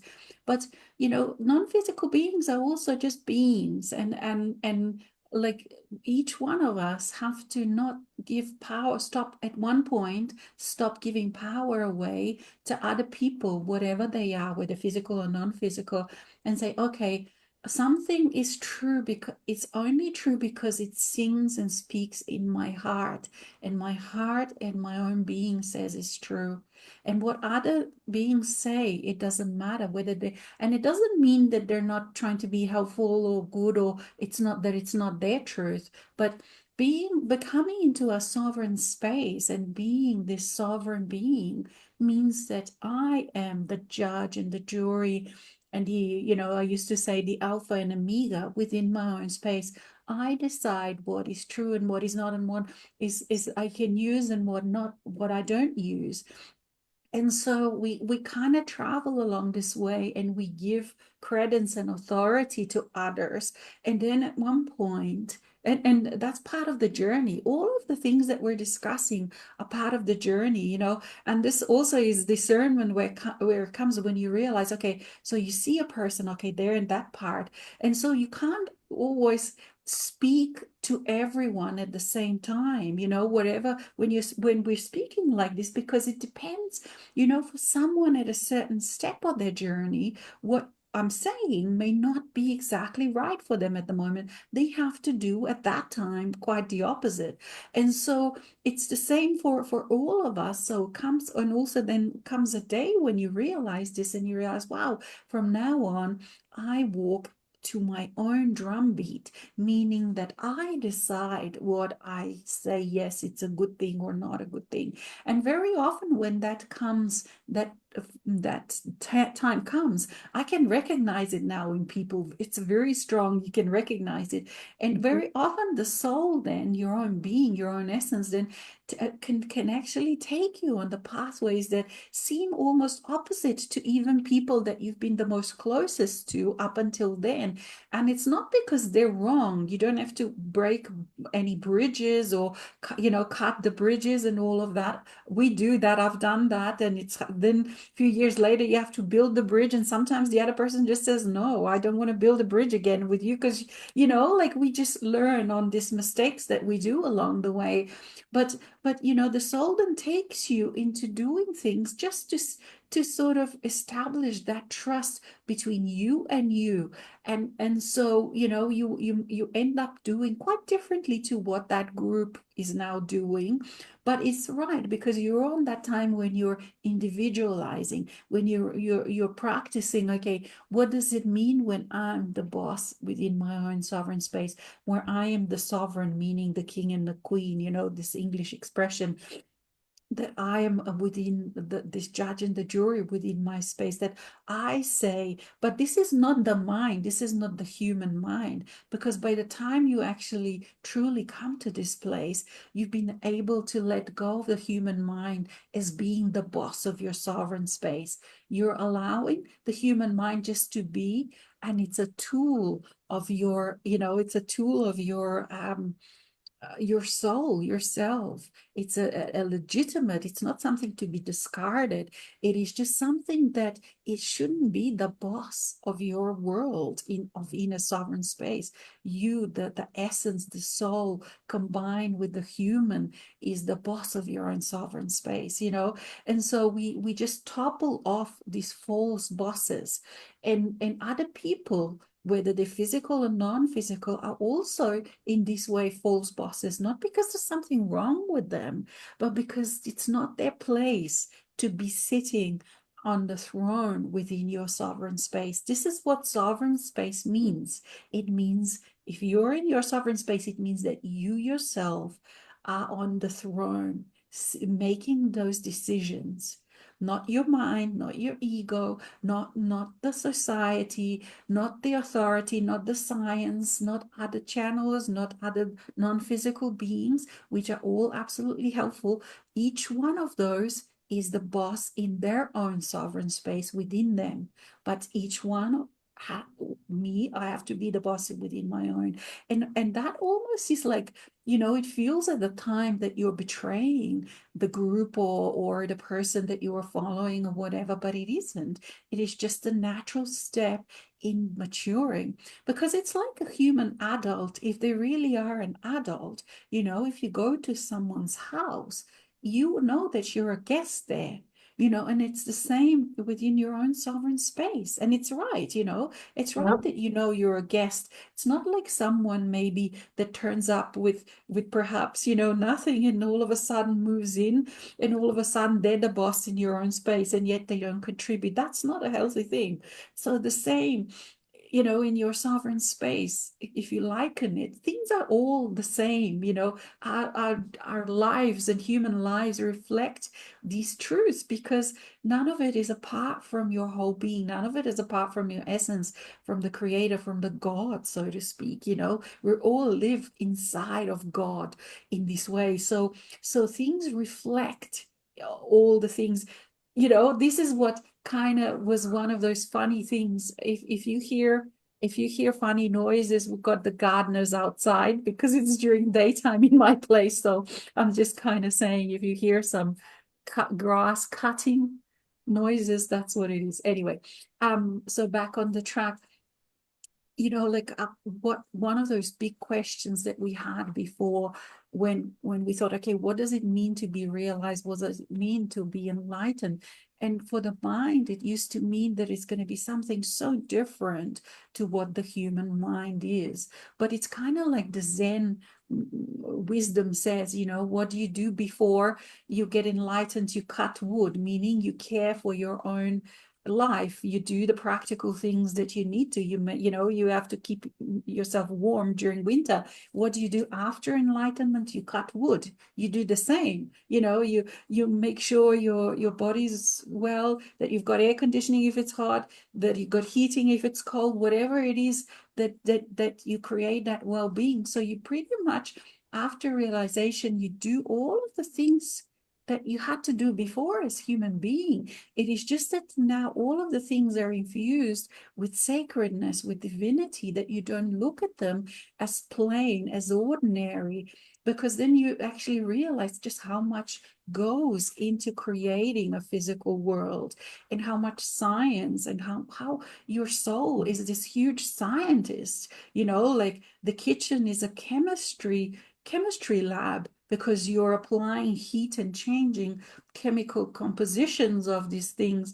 Like my soul self, Michael loves cooking and things like that, because all just this bubbling and all of these vapors and stuff, like it just fires up this scientific part of myself, and it's fascinating, all of these things.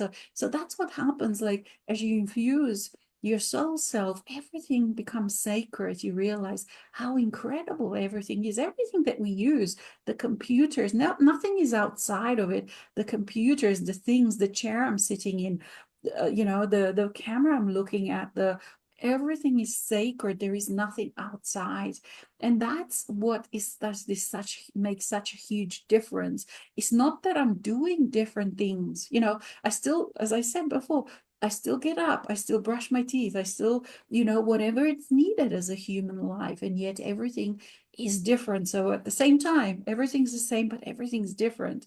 So, and this is hard to actually portray to someone who doesn't actually have that infusion, because these things are based on a feeling. They're not based on Yeah. words, And a like perspective, like and a perspectives. Yeah, but people mistaken words for what it actually is. People will say, "Oh, soul, it's a lovely word," but you actually feel, when you feel it, that's a whole different thing. And this is what basically a lot of the movement in this becoming whole is, from words and theories into realizing what you feel, what you experience. And that's the sensuality of it. It's not like that I automatically have to consciously do some sensual things, but everything, just because you move your focus of experience from things and theories and words onto the actual real experience. That's what I'm finding with music. Very many people, I find that they mistaken notation for music, but notation is just a tool of experience of music. I experience music on the inside, and then if I'm practiced, my hands can play it on the instrument. If I practice, I have to practice physically, so my hands know the techniques and all of that. But the music feeling, the feeling, the flow, the sound, the scent, all of that flows inside of me. And this is how you can also tell if someone is actually a musician and they're still not, because they're still in the theory, and you can see, because they're forcing it. And then you see someone who is like, even if there was silence, how sometimes people play music, they play a solo on an instrument, and then they go silent, and yet the body still goes like this, because that's where the music is happening in their body, and then you just act on it. And it's the same with this soul being a soul being. This experience, the feeling, the perception is real in your body, in Yep. your inside of your being. And then you use all the tools you want, the words, the poetry, the whatever it is to try to express the realities that you are experiencing. And this is why there is this huge gap between people who haven't and people who have. And yet at the same time, each person has childhood, have perhaps, unless they've been traumatized and you can't remember and stuff, but a child, as a child, they initially experienced their life like that, and so each person also, and throughout their life, people will have this kind of what we call mystical experiences to give them that feeling that you can now then allow, as a creator, like you said, to bring it into the reality of your own experience. So you're just allowing what you already are to be this.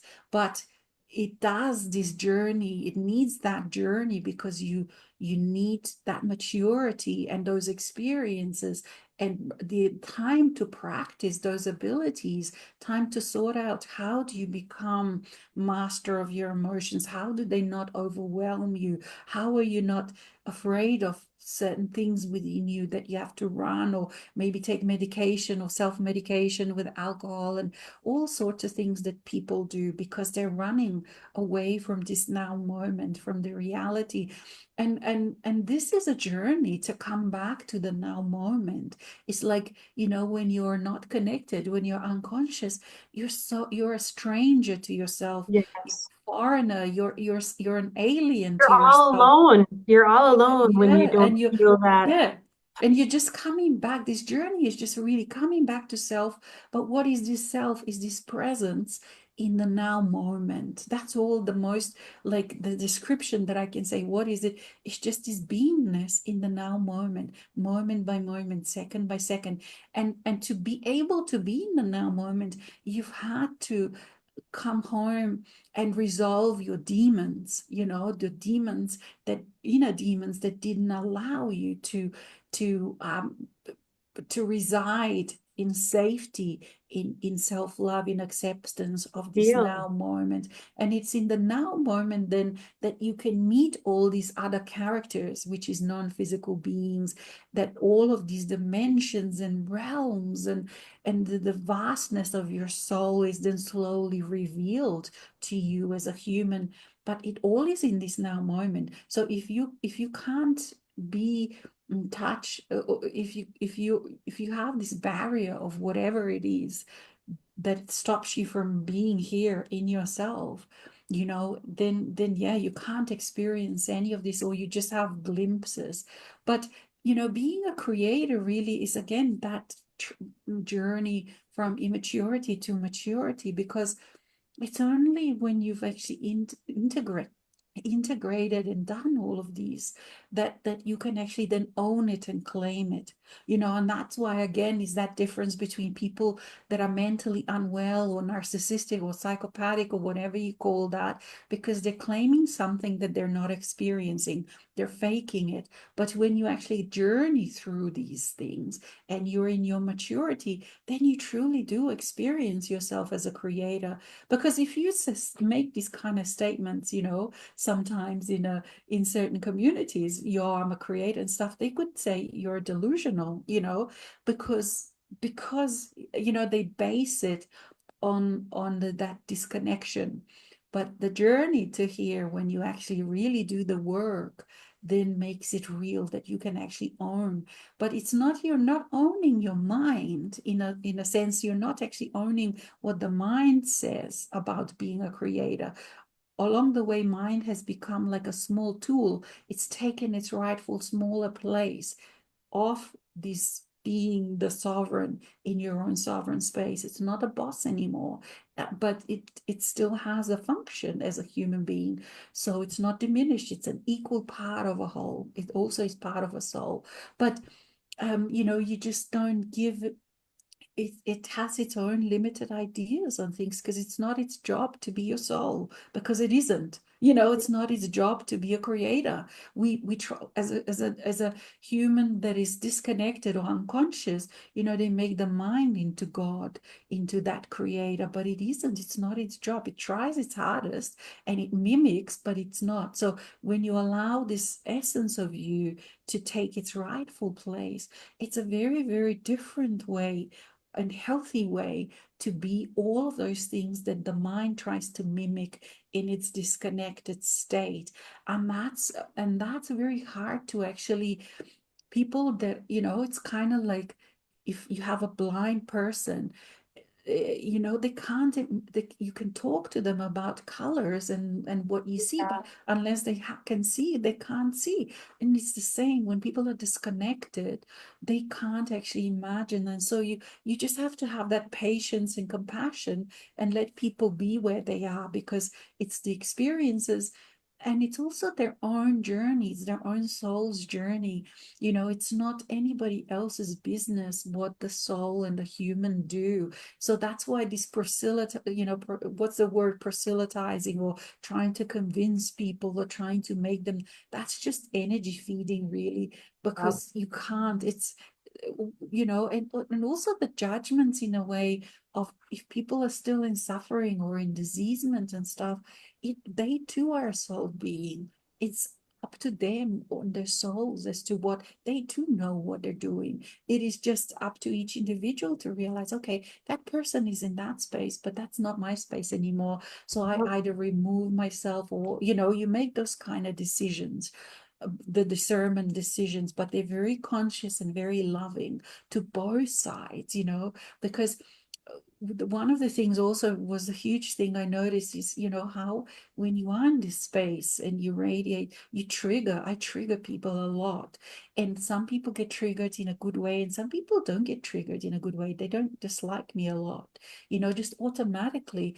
And I guess if they're not interested in this journey, then this light, because then they can start seeing glimpses of who they are and the work that they have to do. And some people absolutely don't want to do that, Mhm. and that's okay as well. But so these are some of the things that I've learned just interacting and being part of the world, rather than in that space when I was still on my own, doing the wild, going for walks and all of that.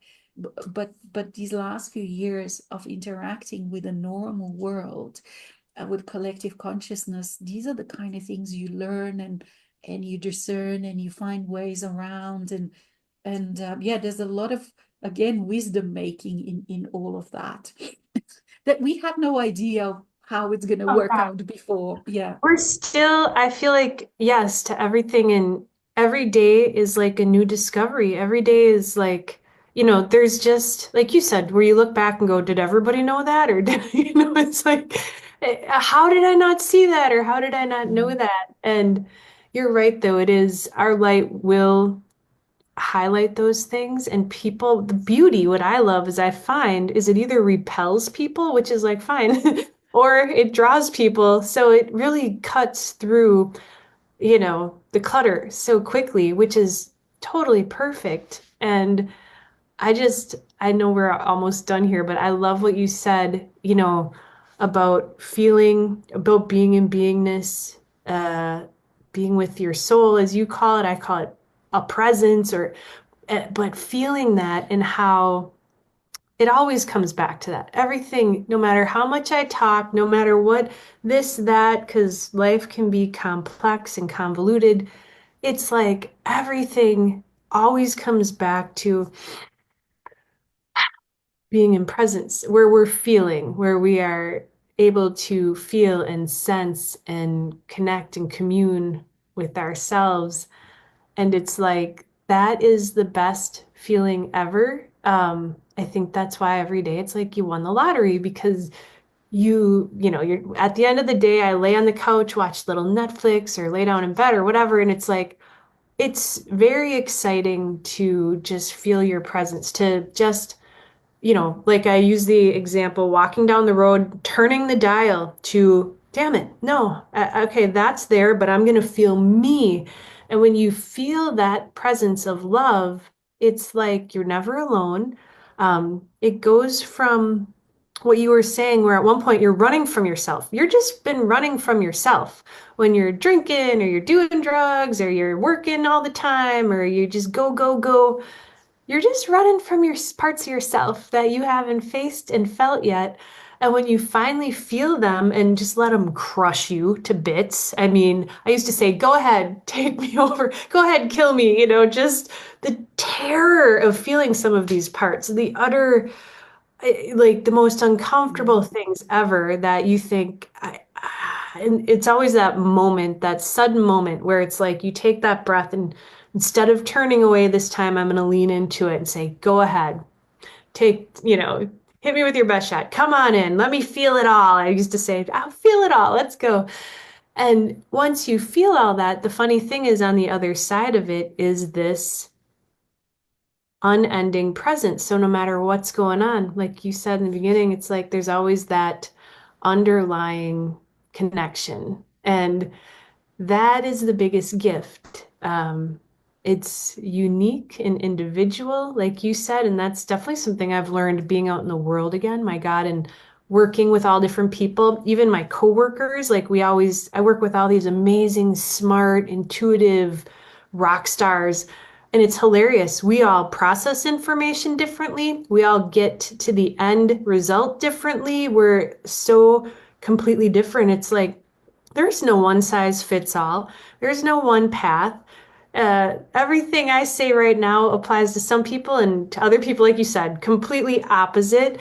And so it really is this discernment that grows through being integrated, taking this divinity and integrating it back into everyday life. So I hope that the people that have joined us tonight, and thank you, by the way, I hope you enjoyed our conversation. And if anything, I hope you're inspired to take your presence, your beautiful light, your divinity out into the world to, keep tiptoeing. For me, it was little by little, bit by bit. And then I'd have to come back and feel myself and clear out. And it was just teeny bits out there. And now I'm out there a lot. But just to point one more thing out, this keeps coming up, and so I want to share this. It's like be endlessly patient and accepting of yourself and trusting of yourself. Do not fret. Do not go into fear, into panic, any of that. Just trust and know that you're okay no matter what. Even if you take a 10-year hiatus and go ignore yourself with, I don't know, by doing something else and you run away and hide, you're still fine. You're a creator. No matter what happens, you're fine. You're fine. You're fine. You're fine. You're better than fine.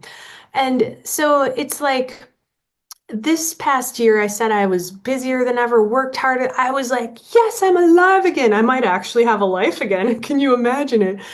But, that was like the first 9 months out of the year. September through December, it was like my ability to do was cut in half or maybe a quarter.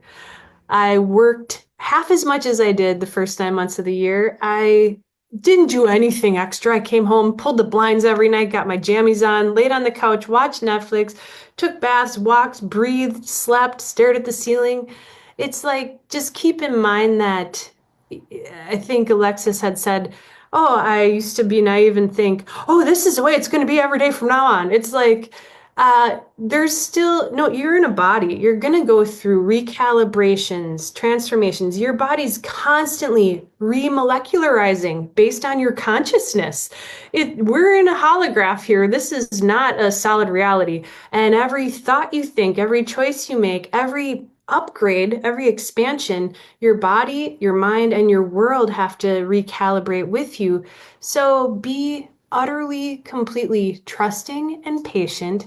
That's not a free card to just like, I mean, I highly don't recommend just laying on the couch and eating ice cream and potato chips all day endlessly. I mean, I did that for a couple years, quite a lot actually. So it's still okay if you do, but there's a point where all right, I'm going to take some action steps, the physical stuff, take care of my body, movement, nature, diet, whatever it is, nutrition, friends, sunshine, air, work, community, whatever all those practical things are, some gardening.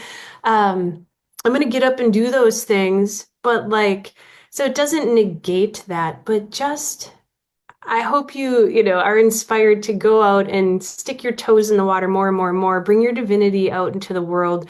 You know, your light is priceless. It affects people with or without a word.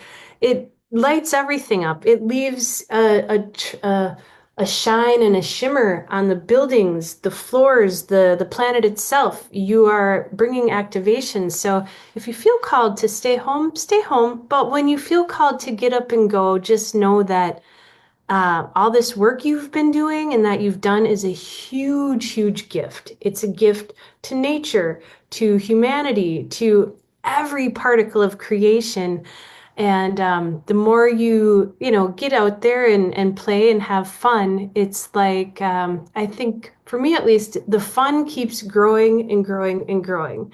And yeah, there's times where then you step back and you have to allow for some recalibrations and things like that. So, uh, being endlessly patient and accepting of yourself is really, really important. And yes, I would second that, all that you said. And I also wish everyone to just, to keep playing and unpacking the 2025. So like we discussed, we each had very unique experiences with last year, and so with this year as well. And just if you feel that urge or a desire to step out, because the world is very, very different than what it used to be. Like Cathy said, it's very accepting of many things. And also you will realize as you do step out, that you are actually somewhere in there, in all of these years of integration and all the work, you've become incredibly, or you've allowed yourself to step out as an incredibly capable being, a being that can handle and deal with anything that is out there. And it's actually when you step out and you realize just how much, other people are suffering in the energies of these times, you realize, and you start even more appreciating the work that you've done, because you see the benefits of the work that you've done. You see how you can handle things differently, how much impact having self-love as the basis of you is how loving it is, how different, how your level of how you deal with things, how your reality is now based in a completely that new world. How we talk about new earth and the old earth, and you live in a new earth. If your base is, if your foundations are self-love, basically, then you live in a new earth. And then you can interact with others still in the old earth. And the amazing thing is how quickly you realize, how quickly you've forgotten what it was like, because this new reality is so natural, so normal, so everyday part, so logical in all the ways that, and you get surprised as you see other people struggling with things that for you are now very tiny. Like you said, Cathy, these huge problems that used to look huge are now so small, and you can just deal with them, and still have time for all those wonderful things that you want to participate or lie relaxing and staring at a ceiling. It's a fabulously active thing to do, I find, and it's wonderful, like these kind of downtimes or whatever, where I can just allow my soul to dance within me and bring me all these ideas and new insights. And what it's so dynamic, everything is so dynamic, like you don't have to do much physically, but you do, because being part of the physical world is so beautiful as well, when you know how to look after yourself. And the things that, so many things that used to worry, for example, me, no longer worry. Why? Because you start trusting this way of being. You know that whatever step you take, and making choices becomes also very easy, because you know that whichever way you turn, it's gonna be self-loving. Why? Because you are there. And if your foundation is self-love, then whatever you choose is also gonna be permeated, infused with that self-love. And once No, you know how to care for yourself in this way, then anywhere in the world you can go, or you don't have to go anywhere. It's that kind of thing. You just be in this self-love and this foundation that we now are, and you're safe space, you're protected, and you can explore, and you can expand, and you can be adventurous. You can be any words that you say, and you can just own them and be them and do them. creator, I just have to say before you finish, I had an epiphany while you were saying that. Where you, so like where now it's not a big deal and you have this trust. It's because it's this trust used to be in something out here, God or my guides or the universe. And it's like now that you own it, I own it. the confidence and Yeah. trust become kind of one thing that you have owned everything. It just sort of like poof, that just really landed when you were saying that, how that Mm, shifts from external to it's all you and you trust yourself completely because you've walked mm. through everything. Sorry, Yes. go on. Yeah, yeah, absolutely. I agree. We walk through everything, and you become this, a sovereign in your own sovereign space. You've become the rightful person that is the creator in your creative space. And so much magic happens in that. And so I think we've come to the end, haven't we? We've gone for over 2 hours. You know, when we kind of talked about, oh, should we do an hour? And I thought, yeah, we'll do an Yeah, hour right. for sure. And this morning, my mind is like, what are we going to talk about? I have no idea what we're going to say. I'm like, don't worry. We always have more to say. Thank you for each one for having patience with us too as we keep going on and talk. And for those of you watching for the recording, you also are very much present in this, and we're going to so this is going to stay on Facebook for replay, and also we're going to be putting each one of us onto our YouTube channels. For those that in Europe it was 2 o'clock at night, so we understand that we never can coordinate time for everyone in the world. So sorry about those people that was middle of the night. And yeah, until next time. Thank Yes. you, Cathy. Thank you, Cathy, for bringing this idea, for the inspiration, for the invitation. It's been a pleasure and always is a pleasure to participate, to chat with you in this way. Yep, same with you, Alexis. I just love when we get together and we flow so beautifully, and you have such a beautiful way of explaining things, and we come from different ways of explaining, and it's just such a gift. So thank you, and I'm so glad that you do the work you do. I know you were talking about that being a topic, and it's like I'm so grateful that we get to come together and do this. So thank you. And likewise, thank you, dear Cathy. And thank you, each one that is participating today. Until next